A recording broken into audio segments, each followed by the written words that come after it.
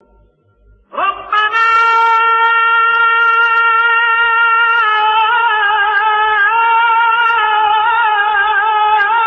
لا تزغ قلوبنا.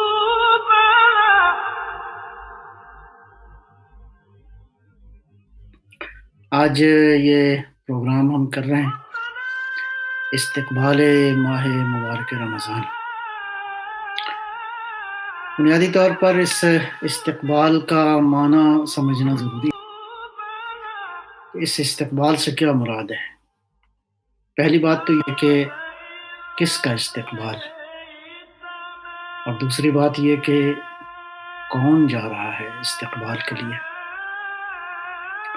استقبال ہم جا رہے ہیں اللہ کے استقبال کے لیے، کیونکہ یہ مہینہ اللہ کا مہینہ ہے اور پروردگار میزبان ہے اس مہینے میں.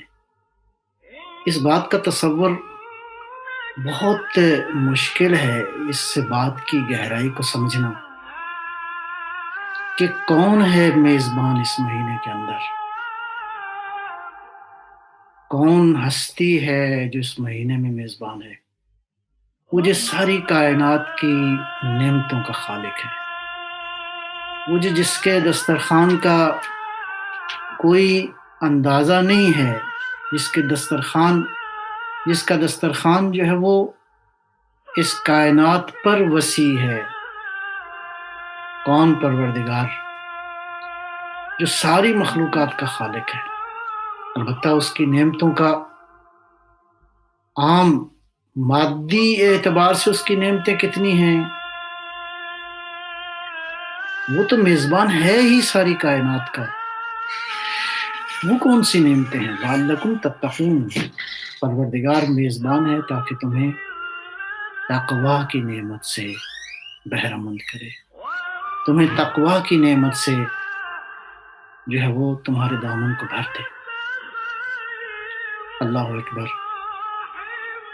بس مجھے اس عنوان سے جانا ہے بارگاہ پروردگار میں کہ میں اس نعمت عظمیٰ کو حاصل کر سکوں جو دنیا میں بھی اور آخرت میں بھی جو مفید ہے. وہ نعمت جو میرے دنیا میں بھی کام آئے گی اور آخرت میں بھی کام آئے گی. کون سا مہینہ؟ وہ مہینہ جو گناہوں کی بخشش کا مہینہ ہے، وہ مہینہ جو روح کی پاکیزگی کا مہینہ ہے، وہ مہینہ جو افکار کی پالائش اور صفائی کا مہینہ ہے، وہ مہینہ جو نزول قرآن کا مہینہ ہے، وہ مہینہ جو ساری آسمانی کتابوں کے نزول کا مہینہ ہے.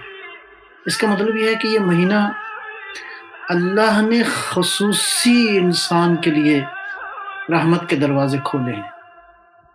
ویسے تو اس کی رحمت کے دروازے کھلے ہیں، لیکن یہ مہینہ جس کے بارے میں احادیث میں یہ بھی آیا ہے کہ اس مہینے میں شیطان جو ہے بند کر دیا جاتا ہے. اس کا کیا معنی ہے؟ اس کا معنی یہ ہے کہ انسان کو شیطان کے خلاف جنگ کرنے میں اور شیطانی قوتوں کے خلاف اپنے اندر قوت پیدا کرنے میں خصوصی طاقت پروردگار عطا فرماتا ہے.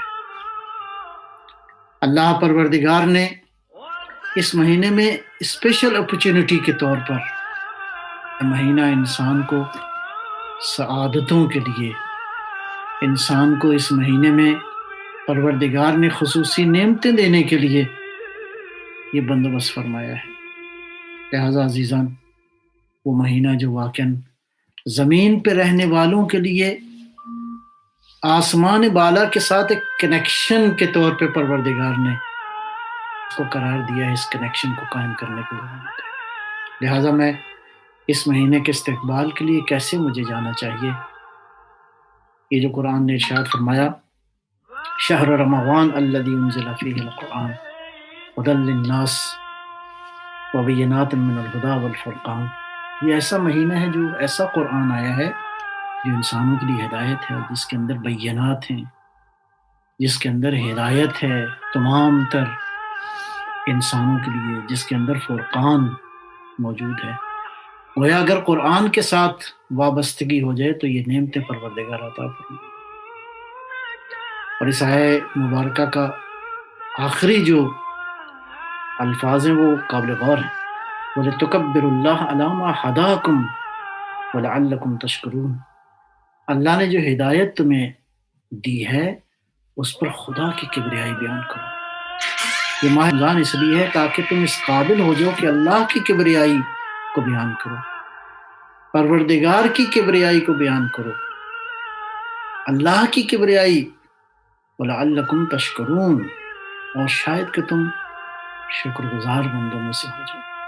عزیزان، اس دسترخوان پہ ہم نے شکر گزاری سیکھنی ہے، اس دسترخوان پہ ہم نے ہدایت حاصل کرنی ہے، اس دسترخوان پہ ہم نے اللہ کی کبریائی کا درس حاصل کرنا ہے، اس دسترخوان پہ ہم نے گناہوں کی بخشش کے ساتھ ساتھ اپنی روح کی پاکیزگی کا انتظام کرنا ہے، اس دسترخوان پہ ہم نے تقوی کی حقیقت کو تلاش کرنا ہے، اس دسترخوان پہ اللہ کے قرب کو حاصل کرنا ہے، اس دسترخوان پہ اس قرآن کو سمجھنا ہے جو بینات کے ساتھ آیا ہے، جو فرقان کے ساتھ آیا ہے، وہ قرآن جو سراپا ہدایت ہے۔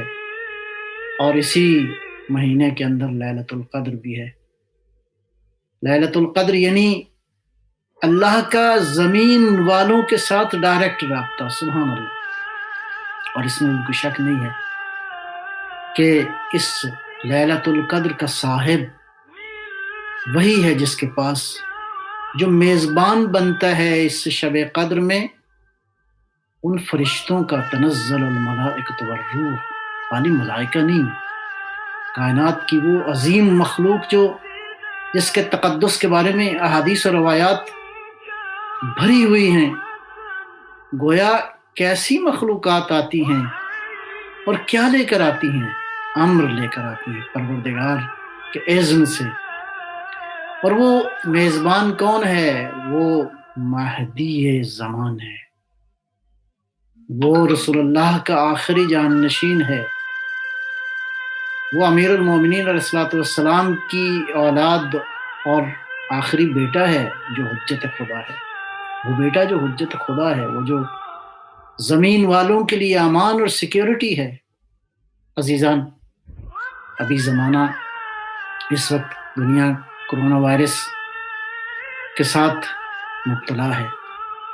میں سمجھتا ہوں کہ اس رحمتوں والے مہینے کے اندر، اور عجیب درس ہے اس مہینے کے اندر، کہ وہ دعا مانگو، اور وہ دعا جو کہ ہم مانگتے ہیں ہمیشہ، اللہم ادخل علی اہل القبور السرور، اللہم اغن کل فقیر، اور اسی دعا کا ایک حصہ ہے اللہم اشف کل مریض۔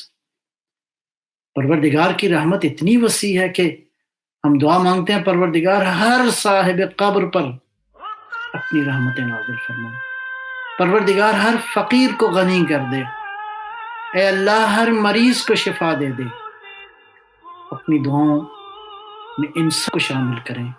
اس کا مطلب ہے اس مہینے کے استقبال کو مجھے یوں اپنے آپ کو تیار کرنا ہے کہ میں تمام تر بشریت کے لیے میرا وجود خیر کا باعث ہو،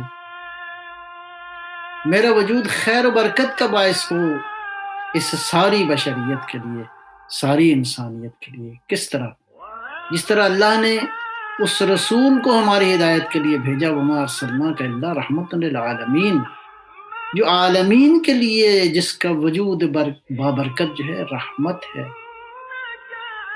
اس کا مطلب ہے مجھے اس مہینے کے استقبال کے لیے ان خصوصیات کے ساتھ وارد ہونا ہے، انہی خصوصیات کے ساتھ اس مہینے کا استقبال کرنا ہے۔